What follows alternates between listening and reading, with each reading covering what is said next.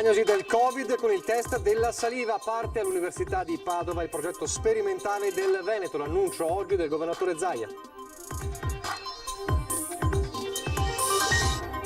Scuole al via, in caso di contagi e isolamenti obbligatori ci sarà la possibilità di chiedere smart working e anche congedo parentale per i genitori con i figli under 14, l'analisi della CGIL di Treviso.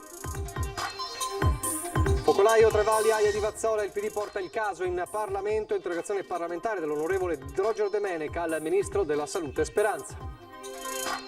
Continuano i furti nella Marca trevigiana, i ladri hanno colpito ad Ossone Resane, qui i malviventi sono entrati in casa con i proprietari presenti, rabbia e sconforto per le vittime del raid.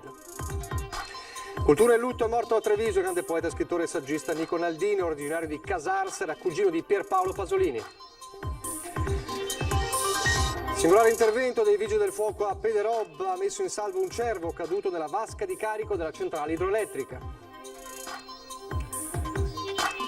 Con la mostra del cinema di Venezia, primo grande evento internazionale dopo il lockdown, arriva anche il lancio in grande stile dei mondiali di sci di Cortina 2021. Telespettatori di Antena 3, buonasera e ben ritrovati. Il telegiornale di Treviso che apriamo come ogni sera dando un'occhiata a quello che è il report delle ultime ore per quanto riguarda i contagi del coronavirus in Veneto e in particolare nella Marca trevigiana. Il bollettino delle ore 17 segna 6 nuovi casi positivi nella Marca trevigiana a Treviso per un totale di 37 in tutto il Veneto. Come vedete la provincia di Verona è quella con il maggior numero di casi positivi nelle ultime ore. Sommando questi 6 casi positivi a quelli rilevati nella report mattiniero delle 8 e quindi contando anche le ultime 24 ore si parla di 15 nuovi contagi nella Marca. È un numero che conferma il trend un po' a rilento fortunatamente degli ultimi giorni, anche se come vedete resta la Marca trevigiana con 971 casi attualmente positivi, la provincia con appunto il numero maggiore di contagi in questo periodo. Peraltro stiamo assistendo a una consistente fetta di negativizzazione, era oltre il migliaio la somma dei positivi, attualmente appunto nella Marca trevigiana è scesa a 971. E allora parliamo di coronavirus e parliamo di un progetto importante, sperimentale, che parte all'Università di Padova con l'obiettivo poi di essere ovviamente diffuso, ed è un progetto che parla di test della saliva presentato appunto durante il consueto appuntamento di Marghera con il governatore Zaia. Sentiamo. Stiamo parlando di occuparci dei dipendenti, dei lavoratori, quindi dei docenti, dei lavoratori in generale dell'università per un programma sperimentale unico a livello nazionale, è una prima assoluta, test della saliva per il Covid.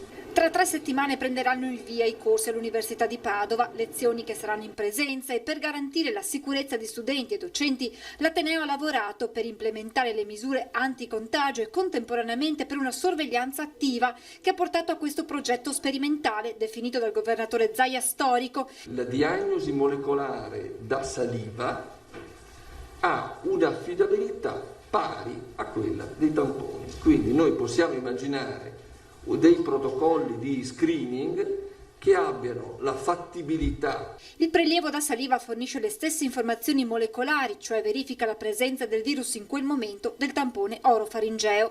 Rispetto a quest'ultimo però cambia la modalità di raccolta del materiale da analizzare. Il test potrà infatti essere fatto dallo stesso personale universitario su base volontaria direttamente a casa propria.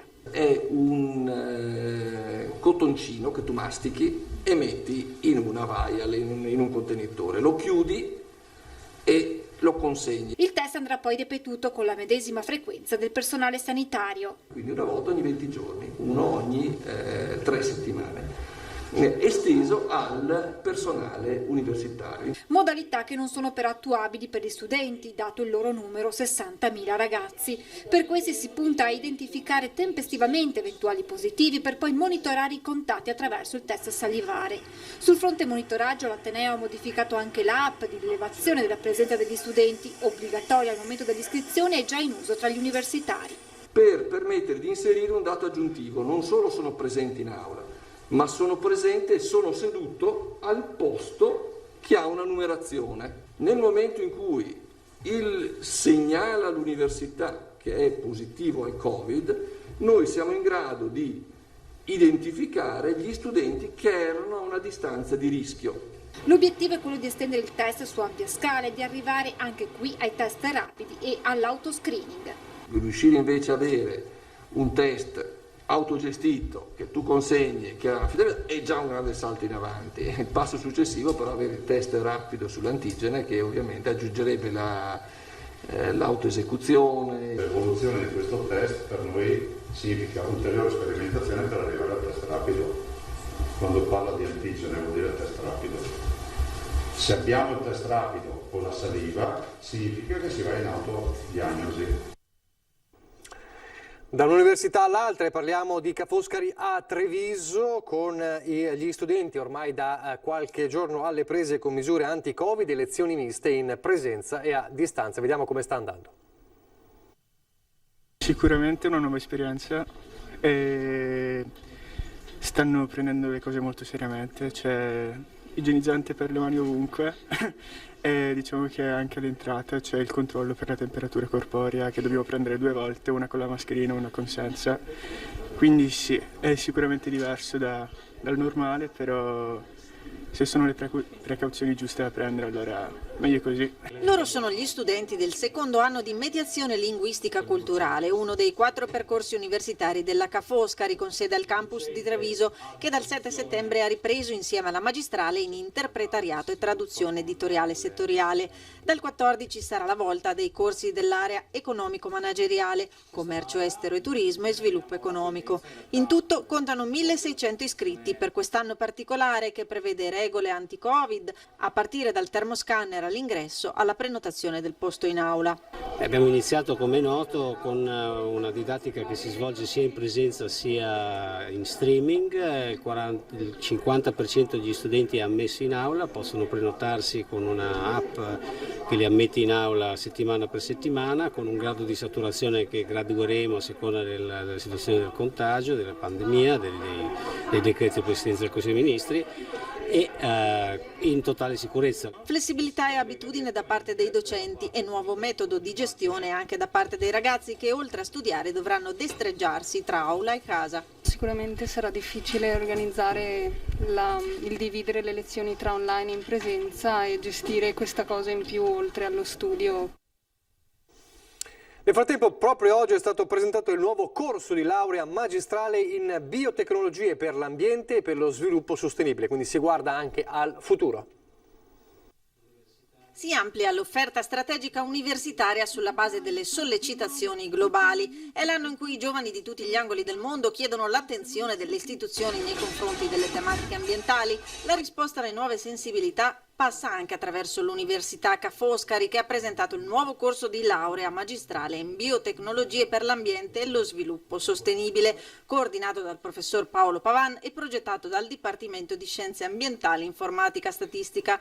L'obiettivo è quello di proiettare gli studenti iscritti verso le opportunità professionali del futuro, formando professionisti nell'ambito di società di consulenza ambientale come responsabili per la gestione del ciclo dell'acqua, per la gestione dei rifiuti ad esempio, o in strutture tecniche della pubblica amministrazione deputate al governo dell'ambiente e della sicurezza. Grazie anche a questi nuovi corsi che approdano in città, noi andiamo proprio a sviluppare questa nuova sensibilità che prevede anche un cambio di mentalità da parte di tutto il resto della cittadinanza. Noi abbiamo la fortuna e l'onore di poterlo fare grazie a Ca' Foscari, quindi grazie a una nuova generazione di studenti molto preparati che aiuteranno questo processo di cambiamento della città di Treviso. Il corso integra diverse discipline come l'ingegneria industriale, meccanica ed energetica, la valutazione degli impatti ambientali e l'economia dei multiservizi, un seme che viene piantato in un terreno fertile, ha ricordato il primo cittadino, per chi in questo territorio vuole trovare occasione di vita e di lavoro ed esprimere il proprio bagaglio formativo in linea con le rinnovate esigenze della società. La scuola, l'università è partita, come abbiamo visto. Per quanto riguarda le superiori, i primi ovviamente corsi di recupero nei giorni scorsi, ma si attende il giorno insomma, del 14 lunedì, quindi per l'avvio delle scuole. Tanti ovviamente i dubbi dei genitori. Oggi la conferenza stampa del Premier Conte, che ha cercato appunto di tranquillizzare e di parlare di una scuola che comunque avrà delle difficoltà ma che dovrà ripartire. Tra i tanti dubbi dei genitori, domande anche cosa accade quando si presenteranno inevitabili contagi nelle scuole, quindi ci sarà bisogno di un isolamento obbligatorio. Bene, oggi nella nostra edizione straordinaria è il momento anche della CGIL, si è parlato anche di questo e delle novità, anche della possibilità per chi lo può richiedere di un congedo parentale, ad esempio per i genitori con i figli under 14 nei casi appunto degli isolamenti. Questo e altro hanno detto i vertici della CGIL presenti oggi in diretta. Sentiamo. Manca davvero poco all'inizio del nuovo anno scolastico, ma tanti sono i dubbi e le preoccupazioni dei genitori. Prima fra tutte è cosa potrebbe accadere in caso di un eventuale contagio in classe. Studenti a casa e genitori che lavorano? A rispondere Mauro Visentin, segretario generale della CGIL di Treviso. In caso di positività la quarantena obbligatoria, ma se il figlio è under 14 il genitore può chiedere lo smart working in caso sia possibile. Può chiedere il dipendente il congedo parentale che però viene retribuito al 50%. Questo per il momento fino a quando siamo in una situazione di emergenza. Lo stato di emergenza continua, serve a tutelare proprio queste situazioni. Non solo scuola, la CGIL invita i cittadini a tenere presenti le scadenze dei vari bonus, non solo ma anche del 730. Il 730 si può fare fino al 30 di settembre. Noi abbiamo ancora i calendari aperti, quindi la possibilità di fissare appuntamenti.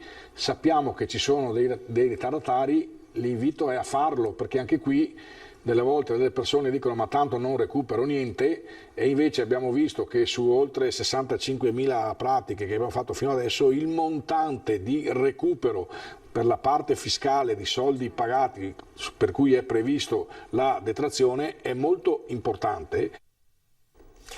Ancora il coronavirus con il focolaio Trevalli Aia di Vazzola, con il Partito Democratico che porta il caso in Parlamento. L'onorevole Roger Domenic, infatti, dopo gli appelli della segreteria provinciale di Treviso che ha richiesto la chiusura dello stabilimento, ha presentato una interrogazione al Ministro della Salute Roberto Speranza per chiarire se si stia effettivamente facendo tutto il possibile per evitare un peggioramento della situazione. Nello specifico Domenic chiede quali misure stiano intraprendendo le autorità sanitarie locali per controllare il cluster dello stabilimento di Vazzola e quali azioni vuole mettere in campo la Regione Veneto per contenere il diffondersi del virus nelle realtà industriali, in particolare quelli della filiera alimentare. Questo il testo dell'interrogazione del Partito Democratico focalizzato sulla questione Vazzola. Lasciamo per un attimo la vicenda coronavirus, ci torneremo fra poco. Torniamo a parlare della cronaca. Come sappiamo, dopo il lockdown i ladri sono tornati a scatenarsi, soprattutto nelle abitazioni e sempre più spregiudicati, anche con la gente in casa. È accaduto ad Osson, ma soprattutto a Resana, guardate. Ladri in azione a Resana ieri sera intorno alle 22:30 e come accade purtroppo sempre più spesso i malviventi sono entrati in casa mentre i proprietari, marito e moglie, si trovavano nella stanza accanto. Io stavo scrivendo delle cose, mia moglie si stava facendo il tè e a 5 metri di distanza abbiamo le camere e qualcuno è entrato e ha preso 60 euro e un po' di monili di mia moglie. Poi aveva preso anche delle borse mie che poi le ha lasciate qui. Bottero stava lavorando al computer, i ladri invece nella stanza da letto a separarli pochi metri. Probabilmente i banditi sono entrati da questo muretto e si sono subito diretti verso questa finestra. Quando la finestra è aperta con la zanzariera, ha aperto la zanzariera, è entrato, non abbiamo sentito niente. Mia moglie è venuta in questa stanza, ha visto la zanzariera sua, ha detto ma chi è che ha lasciato la zanzariera aperta? E poi abbiamo visto insomma la sorpresa. Cassetti e scatole aperte messe a soqquadro alla ricerca di gioielli e denaro. Non è la prima volta che la famiglia Bottero vive l'incubo dei furti e ora resta il senso di inquietudine che prova chiunque abbia vissuto questa brutta esperienza. Non ti senti poi sicuro a casa tua, insomma, no? Mia moglie ha dormito 3 ore stanotte. Ora, spiega Bottero, prenderemo ulteriori precauzioni. Siamo partiti che 20 anni fa noi chiudevamo la casa quando andavamo in ferie. Adesso abbiamo le serrature dappertutto, abbiamo messo l'aria, i sistemi antifurto che accendiamo quando andiamo a letto, adesso li accenderemo anche quando siamo a casa. E sempre ieri sera ad Ossone sono almeno un paio le abitazioni in cui i ladri hanno tentato di entrare intorno alle 20:30. In un caso i malviventi hanno sfondato la porta vetri facendo scattare l'allarme. In pochi secondi hanno raggiunto la stanza da letto scappando con beni di poco valore, saltando dal secondo piano, messi in fuga dai vicini attirati dal rumore della sirena.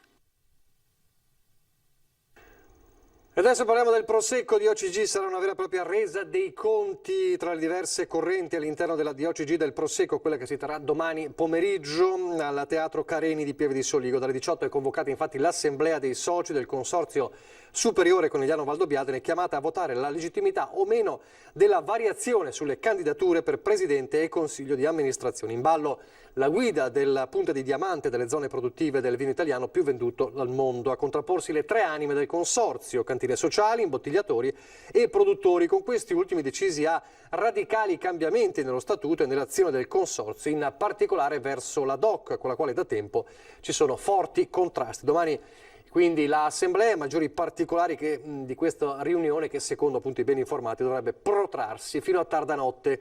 Intanto, come sappiamo, la vendemmia del Prosecco è partita con le incognite sempre legate a manodopera e voucher. Vendemmia del Prosecco al via con la raccolta della DOC e della DOCG, uva di qualità e quantità prevista inferiore al 10% rispetto allo scorso anno e un'emergenza in tema di manodopera che viene ribadita dalla Coldiretti attraverso la richiesta di poter utilizzare la manodopera specializzata in arrivo dall'estero per il periodo vendemmiale, stranieri in quarantena obbligatoria che potrebbero lavorare da subito in caso di tampone negativo. Noi abbiamo chiesto alle regioni invece che ci dia questa opportunità di impiegarli subito. E stiamo attendendo ancora delle risposte, sono arrivati anche in anticipo qualcuno in modo da ovviare questo problema, però con dei costi maggiori. Tante le questioni aperte in quest'anno particolare, come quella relativa ai voucher, strumento che permetterebbe di impiegare da subito pensionati, studenti o cassi integrati, 500 i nominativi solo a Treviso di persone che si sono messe a disposizione. È uno strumento flessibile che dà delle grandi opportunità. È nato per l'agricoltura, da un paio d'anni ci è stato tolto e lo chiediamo almeno per il periodo della raccolta. Situazione eccezionale per il Prosecco che ha sofferto nei mercati internazionali ma che ha reagito nei mesi post-lockdown. Comunque il Prosecco ha reagito bene, dopo i 2 mesi di lockdown ci sono state delle risposte importanti, giugno, luglio e anche agosto sono positivi, nel senso che i numeri ci sono, c'è stata una risposta importante non solo nel mercato italiano che è stato assolutamente molto reattivo, ma anche i mercati esteri, l'Inghilterra e gli Stati Uniti in primis, che sono i mercati più importanti, mantengono i volumi. Prosecco dalle 1000 soluzioni, tra un mese si apre alla scommessa del Rosé Doc per conquistare nuovi spazi e nuovi mercati e incoraggiare la ripresa. Appuntamento importante ad ottobre con il nuovo consiglio di amministrazione del consorzio. La politica, giornata di incontri e di anche endorsement importanti in questi giorni. Giorgia Meloni in Veneto tra ieri e oggi. Oggi pomeriggio a Vicenza, nel tardo pomeriggio, Matteo Renzi per sostenere la candidatura di Daniela Sbrollini, Italia Viva, alla candidatura alla presidenza della regione. Ieri Daniela Sbrollini era a Treviso per incontrare le realtà locali e anche per capire quali siano le criticità presenti sul territorio. Sentiamo. Una giornata a Treviso per Daniela Sbrollini, che prima ha incontrato alcune realtà locali, poi i sindacati. Temi sul piatto, il lavoro e la scuola in vista di un autunno che si prospetta tutt'altro che facile. Importante, dice la candidata alla presidenza del Veneto, è ascoltare. Bisogna ascoltare, capire anche quali criticità ci sono per migliorare la condizione di ogni famiglia anche in questa splendida realtà. Lo stiamo facendo in questo bellissimo viaggio elettorale e devo dire che è molto bello non solo poter ascoltare, ma cercare un dialogo costruttivo, quello che è mancato un po' in questi anni tra la regione e i territori. Una parola sulle manifestazioni organizzate dai negazionisti. Fanno cattiva informazione, dice. Stanno creando un danno enorme perché fare cattiva informazione non c'è una verità scientifica. La verità scientifica è che bisogna vaccinarsi e quando ci sarà il vaccino anti-Covid bisognerà renderlo gratuito e obbligatorio, chiaramente dopo averlo sperimentato e testato, certamente. Sull'inizio del nuovo anno scolastico non a mezzi termini, noi siamo stati la forza politica che mai avrebbe voluto chiudere le scuole. parole e ribadisce. Avevamo chiesto alla Regione di spostare i seggi elettorali in strutture diverse dalle scuole. Molti sindaci anche nel Trevigiano avevano già individuato delle sedi alternative, quindi se c'è la volontà politica si può fare. Ma noi diciamo non solo per le elezioni regionali, per sempre. La parola d'ordine termina e tornare alla normalità. Pochi istanti di pubblicità, poi il ricordo di un grande poeta e scrittore, Nico Naldini. Rieccoci in studio, in diretta. Allora la cultura trevigiana e non solo, decisamente in lutto per la morte a 91 anni del grande poeta, scrittore, saggista e quant'altro, davvero un grande intellettuale, Nico Naldini. Quello che rimane di uno scrittore sono i suoi libri, è lì che va giudicato. Anzi, direi che proprio la morte di uno scrittore serve a capire meglio i suoi libri. Una vita al servizio dei versi e delle parole, quella di Domenico Naldini, per tutti Nico. Si spegne a 91 anni un'altra luce della cultura, si spegne nella sua Treviso, adottato da sempre dal capoluogo della Marca, lui friulano di Casarsa e con la poesia nel sangue. Era cugino di Pierpaolo Pasolini e proprio Pasolini aveva pubblicato nel 1948 i suoi primi poemi in dialetto. 10 anni dopo era stata la volta di Un vento smarrito e gentile, con testi in friulano, veneto e italiano. Un'attività che negli anni si era espansa al giornalismo, al cinema, all'editoria, alla saggistica, tanti titoli, tanti gioielli e poi l'incontro e gli scambi con altri grandi della letteratura della sua terra, da Goffredo Parisi a Giovanni Comisso, fino all'amico Andrea Zanzotto, la cui morte nel 2011 era stato un durissimo colpo. È l'ultimo dei miei grandi amici che muore e io mi sento sempre più solo, più drammaticamente solo. Collabora proprio con Zanzotto nel 1980 al volume Poesie e pagine ritrovate di Pasolini, dove sono state pubblicate le pagine involontarie di Aereo Giovanile, scritto tra il 46 e il 47. La figura del cugino, con il quale collaborò in quasi tutti i suoi film, fu al centro di tante altre sue opere, tra queste Nei campi del Friuli. E poi un'altra figura, quella di Giovanni Comisso, centrale nella sua formazione umana e culturale e protagonista di una fondamentale biografia dello stesso Naldini, finalista del premio Strega. Solo uno dei tanti lampi di luce di Naldini, anche docente universitario a Trento e ospite dei maggiori atenei mondiali, uomo dei versi e delle parole, come il suo amico Andrea Zanzotto. La sorte di grandi poeti cui Andrea appartiene è di non conoscere la mortalità, ma di affidarsi a quella prosecuzione forse infinita che è stabilita dalla lettura dei suoi libri. Adesso l'itinerario ricco di significati, una vera sfida per il triatleta paralimpico Bernardo Bernardini, una nuova sfida che lo porterà a Roma.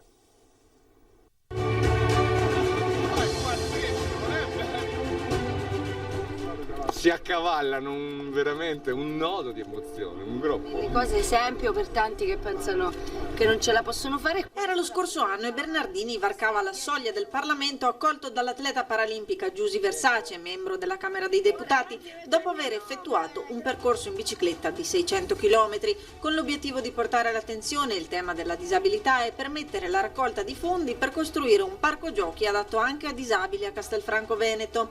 Quest'anno la replica con tappe geografiche ed interiori. È un viaggio che ripercorre le tappe, diciamo, di un percorso interiore che ho cominciato a fare tanti anni fa, di accettazione di me e del riuscire a mettermi in gioco nuovamente. Perciò che poi lo puoi riassumere nel riuscire a guardare non più a ciò che ti manca, ma a ciò che ti è rimasto. Tappe scelte dall'atleta, capisaldi spirituali per lui che di scogli emotivi e fisici ne ha dovuti superare. La mia passione era il volo. Per cercare di seguire la mia passione, facendo un corso di volo, ho avuto un incidente, mi sono rotto la schiena e sono rimasto in sedia a rotelle. Da qui, un percorso di 15 anni, sono riuscito a tornare a camminare, prima con le stampelle, poi con dei tutori in carbonio, e dopo 16 anni addirittura a correre. Da lì ho cominciato a fare triathlon con i normodotati per mettermi alla prova. Appuntamento sabato alle 9 in Piazza dei Signori a Treviso. Prima tappa l'abbazia benedettina di Praglia, la conoscenza. Poi Avò, paese test e simbolo di un periodo e di una difficoltà.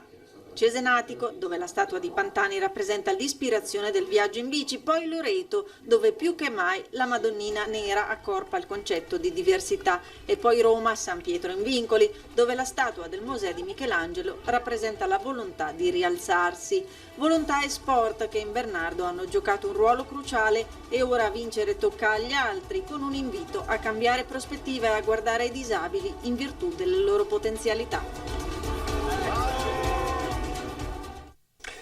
Adesso invece un intervento singolare dei Vigili del Fuoco di Montebelluna e Treviso. Nel primo pomeriggio è stato salvato un cervo, come vediamo nelle immagini, che era caduto in acqua in una vasca di carico a servizio di una centrale elettrica di Pederobba. Non riuscendo a risalire le pareti è stato tenuto a galla, rimasto sempre cosciente, poi imbragato ed estratto illeso con l'ausilio di una piccola gru e una squadra di soccorso fluviale. Quindi il salvataggio del cervo da parte dei Vigili del Fuoco a Pederobba. Adesso le notizie dal Bellunese.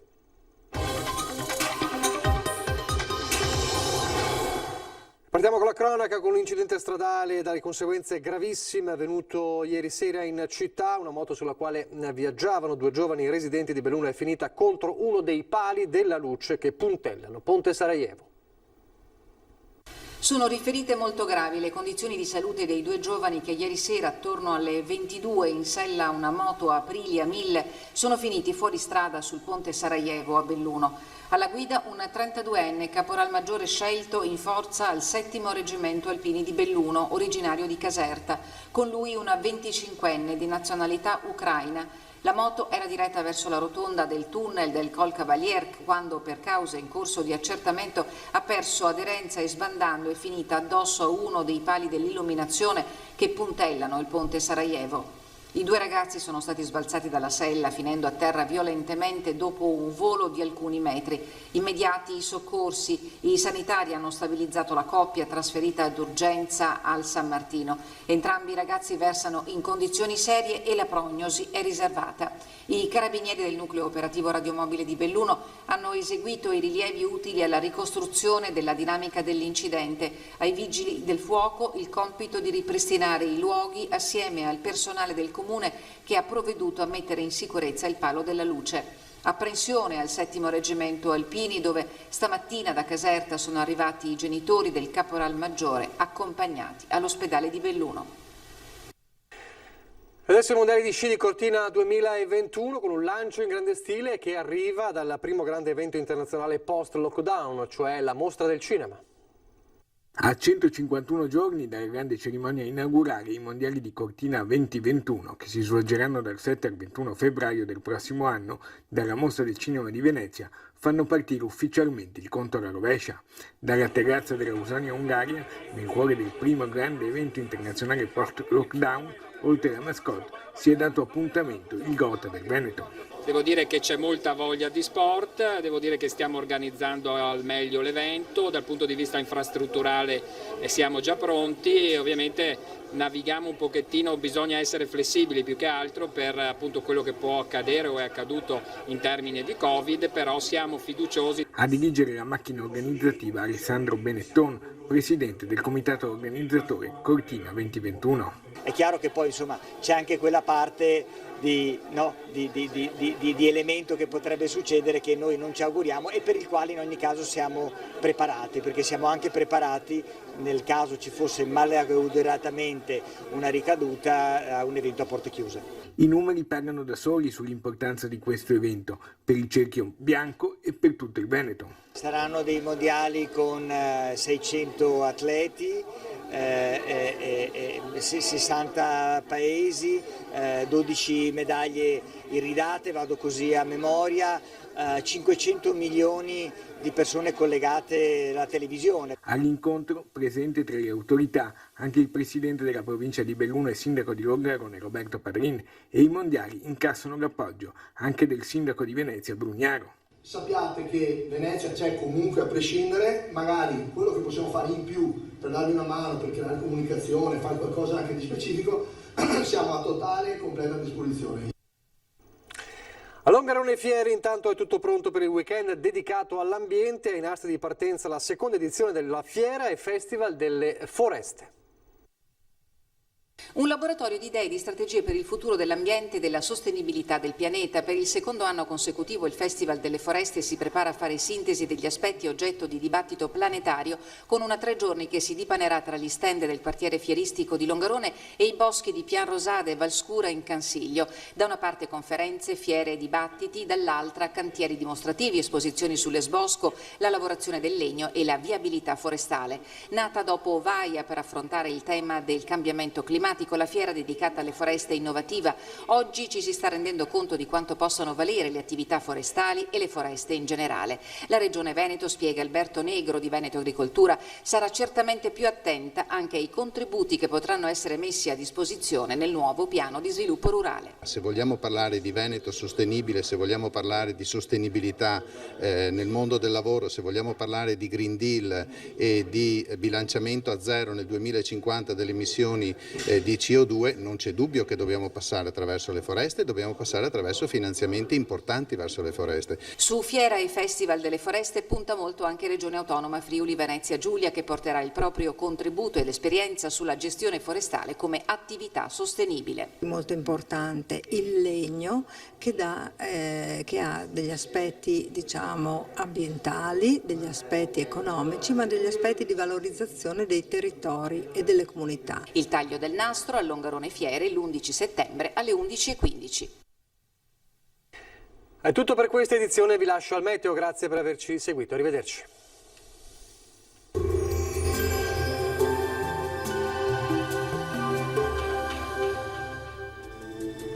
Bentrovati al meteo. L'attuale circolazione anticiclonica si indebolirà leggermente, ma vediamo nel dettaglio quali effetti sortirà nella giornata di giovedì 10 settembre. Sul Veneto mattinata con ampio soleggiamento, il cielo sarà sereno o poco nuvoloso. Dal pomeriggio però più nubi sui settori montuosi, dove non si escludono anche degli acquazzoni, possibili fin verso le aree pedemontane. Temperature minime fino a 19 gradi, massime invece tra i 26 e i 30 gradi all'incirca. Ci spostiamo ora sul Friuli Venezia Giulia, dove avremo più o meno la stessa situazione con sole prevalente. Qui il tempo si manterrà asciutto e stabile con al massimo poche nubi sparse. Temperature minime tra 16 e 20 gradi, massime sui 27 e 29 gradi.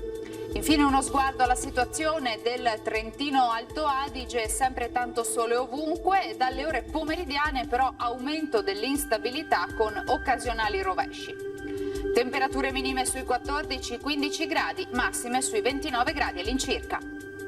Dal meteo di Antena 3 per ora è tutto, grazie per l'attenzione, arrivederci.